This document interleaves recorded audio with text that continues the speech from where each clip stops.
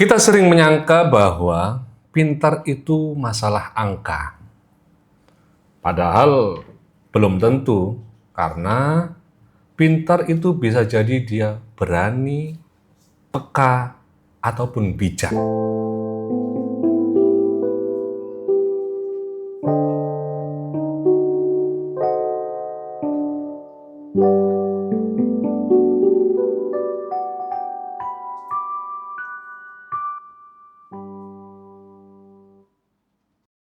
Ketemu lagi di meja makan bareng Senja dan saya, bapaknya.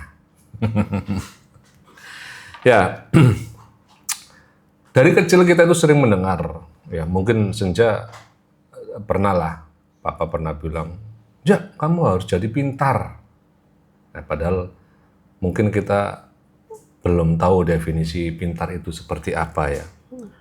Pintar nilai, atau pintar ngomong, atau pintar ngebohongin misalnya. Nah, itu kan sama-sama pintar dalam kayak gitu. Nah, kita akan ngobrolin lebih santai lagi tentang apa sih sebenarnya pintar. Pintar yang harus bagaimana sih? Karena Papa tahu bahwa pintar itu bukan hanya sekedar akademis, atau pintar itu bukan hanya intelektual, tapi ada kepintaran-kepintaran lain yang harus dipunyai oleh seorang, apalagi untuk anak-anak ya. Nah, kita mulai aja ya, sambil kita santai. Ini ada kerupuk, ini kerupuk nih yang ini. Boleh nih nanti kita makan. Nah, jadi pertama nih, menurut Senja, pinter itu apa sih? Pinter itu menurutku susah didefinisikan. Pinter itu kan bisa seperti Papa bilang kan, pinter bisa pinter nilai, pinter akademis, pinter ini, pinter nyolong juga bisa. Jadi pinter itu kalau dalam bahasaku di mana dia menguasai suatu hal atau mungkin subjek. Jadi pinter itu nggak cuma pinter matematika, nggak cuma pinter subjek mata pelajaran, tapi juga pinter dalam bertanya, dalam menjawab, dalam ngomong sama orang lain juga bisa. Oke. Berarti kalau Senja pernah ketemu sama orang yang dia nggak pinter secara pelajaran misalnya, tapi dia pinter main musik, pinter main basket, pinter pencak silat, itu menurut Senja apa itu? Pinter juga atau bagaimana? Pinter, ya. Karena pinter itu bisa dinilai dalam aspek yang berbeda ya. Jadi kalau misalnya dia dinilai pinter matematika, ya dinilai dari matematika. Terus pinter itu nggak cuman satu hal gitu, maksudnya kamu bisa pinter dalam beberapa hal. Jadi gitu. Oke, mungkin Papa ini ya, mungkin ngasih tahu sedikit ya bahwa kalau di dalam teorinya kan sekarang ada namanya intellectual question, itu hal-hal yang sifatnya IQ, ada ukuran-ukurannya lah. Oh, IQ-mu sampai sekian, kan ada kayak kalau si Einstein itu sekian, kayak itu tinggi. Nah, tapi ada juga emotional quotient itu. Itu Senja tahu nggak istilah-istilah kayak gitu? Pernah dengar sih, tapi kurang memahami sebenarnya. Kurang mau ya. Nah, yang Papa pahami itu adalah kalau intelektual itu berkaitan dengan hal yang sifatnya akademis, scientist, terus engineering, matematis, Sifat STEM. iya, STEM, betul STEM. Tapi ada juga yang sifatnya itu emosional, yang itu nanti akan membawa pada posisi bagaimana dia cara memahami orang lain, bagaimana dia membawa diri, bagaimana dia akan bergaul dengan orang lain. Jadi ukurannya adalah emosinya. Ketika dia pandai pandai berbicara dan membuat orang lain tenang, itu ada emosi yang akhirnya keluar. Ada yang secara pergaulan itu bagus, tapi ada yang secara IQ-nya tinggi tapi pergaulannya antisosial. Itu ada juga gitu. Jadi nanti kita akan ketemu pada orang pinter itu bukan hanya STEM-nya, tapi emosional juga gitu. Ada juga yang nilai-nilai non akademis, main musik, segala macam. Nah, tapi dalam konteks ini Papa pengen nanya nih, misalnya kami itu pernah nggak sih merasa aku pintar di satu hal ini, tapi aku merasa bodoh di satu hal ini, pernah nggak? Kalau dulu sih pernah ya, dulu pernah ngerasa bukan bodoh sih, cuman ngerasa kurang bisa. kurang bisa dalam pelajaran apa ya dulu itu, pelajaran IPA. Terus dulu itu karena mata pelajarannya dulu susah di SD terutama, jadinya aku merasa kok orang-orang lain bisa ya, aku nggak bisa. Itu malah ya dulu tuh rasa feeling down. Terus tapi karena ada rasa itu, aku akhirnya tahu cara nextnya itu di mana, belajar lebih tekun. Terus sampai sekarang IPA jadi mata pelajaran Favorit. Berarti yang dulunya Senja itu nggak suka, sekarang malah jadi suka. Iya. Lah itu kenapa? Kok bisa? Apakah karena emang Senja paksa untuk, atau ada trigger apa?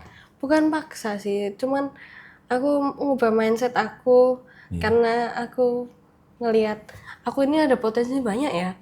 Aku udah bisa bahasa Inggris, aku udah bisa main piano, udah bisa main mata pelajaran ini. So IPA aja nggak bisa. Terus aku mulai motivasiin diriku sendiri. Akhirnya ya itu muncullah keinginan belajar. Terus IPA ini interesting juga ya. Itu kan eksak ya, apa science ya? Science. Suka ya, suka dan Senja bisa gitu ya. Ya bisa. Nah ya kalau Papa nanya, kamu lebih mending disebut sebagai anak pintar atau nyaman dipanggil anak baik? Kalau aku sih, kalau dipanggil pintar sih, kadang aku nggak tahu cara jawabnya gimana ya. Ya bilang paling aku lebih memilih baik sih. Baik. Karena Kenapa? kalau pinter itu kan sebenarnya ya itu subjektif kan. Relatif Ya. Dan dia itu hanya bersifat sementara. Maksudnya kalau pinter pun, apakah kamu baik, apakah kamu punya emotional quotient yang baik itu. Jadi kalau baik itu lebih apa ya, rasanya kayak dipanggil baik itu langsung lebih, wah ternyata aku sama teman-temanku ini sama ini ternyata perilaku udah bener ya gitu. Merasa lebih dihargai lah. Kalau pinter itu ya seneng aja sih, cuman lebih senengan dipanggil baik. Levelnya berbeda ya. Kalau wih Senja pinter banget, tapi wih Senja baik banget, itu ada kesan yang berbeda memang ya. Lebih ya gitulah. Ya. Berarti emang dalam konteks tertentu pintar saja nggak cukup ya di sini ya. Jadi orang baik juga sangat penting. Ya. Karena menyangkut banyak hal. Kalau baik itu ada pengakuan, terus ada sesuatu yang bisa diambil, dinilai ya, secara positif ya. Oke. Nah, ya kalau di pelajaran sekolah ini ada nggak yang bikin kamu merasa pintar gitu? Ada nggak? merasa pintar ya itu IPA sih, IPA. MIPA. Itu pelajaran MIPA. Kalau bahasa Inggris? Bahasa Inggris juga iya, cuman teman-temanku kan sekarang di internet kan juga sering sering banyak bahasa Inggrisnya. Jadi menurutku aku nggak terlalu seneng dipanggil pintar di bahasa Inggris karena Oh. ya itu udah terbiasa dari itu. Oh, oke. Santai aja, santai. Yuk, kita Makan dulu. kerupuk juga ini bisa enak kalau di meja makan. Kerupuk udang. Kayak kerupuk puli ya. Kerupuk udang ini. Oh puli ah. Kok kerupuk buli? Ya. Ini udangnya, Apa rasa ya? udang. Ini kerupuk udang loh. Udang nih. Udah. Udang.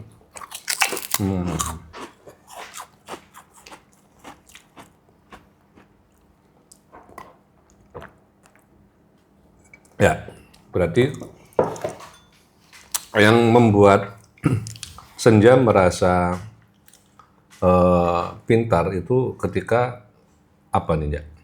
Ketika Senja melakukan sesuatu dan selesai atau emang merasa bisa Rasa bisa sih. Karena kalau melakukan hal terus selesai kan maksudnya masih ada banyak hal yang belum dieksplor gitu. Jadi sebenarnya belum benar-benar tuntas gitu.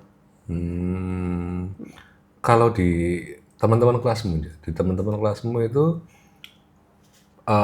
teman-temanmu itu masuk kategori yang pintar atau yang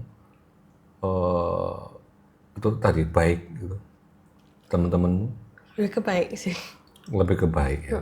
Maksudnya secara IQ juga biasa atau Kalau kepintaran dalam IQ itu mereka ada dalam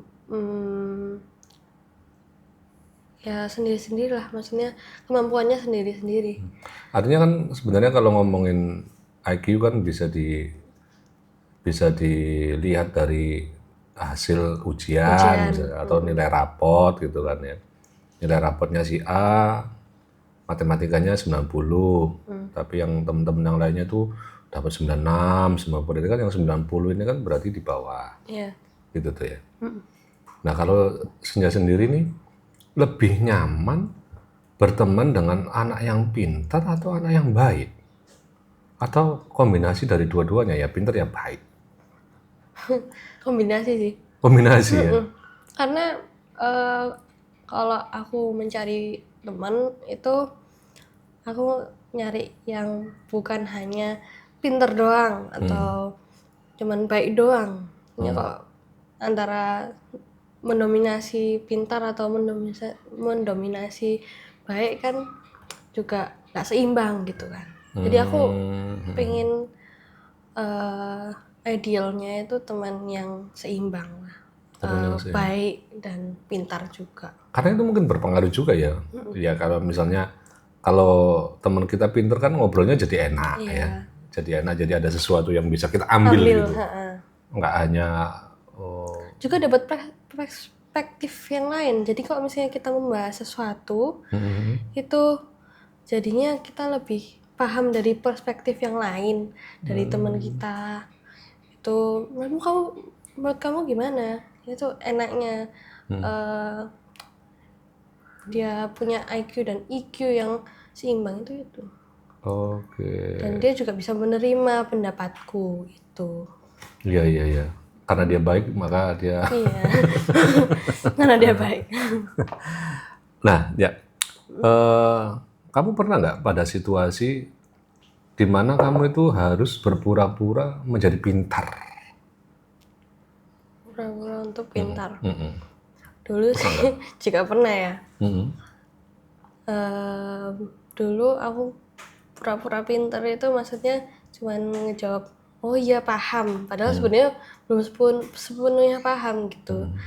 Soalnya aku dulu karena teman-temanku dulu pinter-pinter ya, pinter-pinter secara IQ-nya maksudnya.